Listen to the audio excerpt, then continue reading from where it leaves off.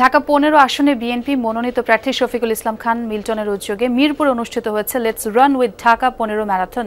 এতে অংশ নেয় শতাধিক দৌড়বিদ। সকাল ৭টার দিকে ম্যারাথন শুরু হয় রাজধানীর মিরপুর ১৩ এর SOS হারমান মেরিনার কলেজের সামনে থেকে, যা কচুক্ষেত মোড় প্রদক্ষিণ করে মিরপুর ১০ নম্বর হয়ে আবার মিরপুর ১৩তে এসে শেষ হয়। এর আগে উদ্বোধনী পর্বে আয়োজক শফিকুল ইসলাম খান মিল্টন বলেন, বিএনপি ভারপ্রাপ্ত চেয়ারম্যানের জন্মদিনে কেক কেটে উদযাপন নিষিদ্ধ, তাই যুব সমাজকে শরীর চর্চায় উদ্বুদ্ধ করতে এই ম্যারাথনের আয়োজন করা হয়েছে।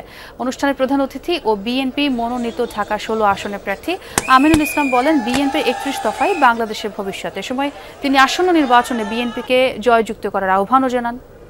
এই ভোরের আলোতে সকাল সকাল একটা ভিন্ন ধরনের একটা কর্মসূচি নিয়ে আমরা হাজির হয়েছে। আমার প্রিয় যুব সমাজরা, আমরা একইভাবে ঐক্যবদ্ধ থাকব। সকল ষড়যন্ত্রকে মোকাবেলা করে আমরা সামনের দিকে এগিয়ে যাব। আমরা একটি নতুন বাংলাদেশ গড়ব, একটি স্বপ্নের বাংলাদেশ গড়ব।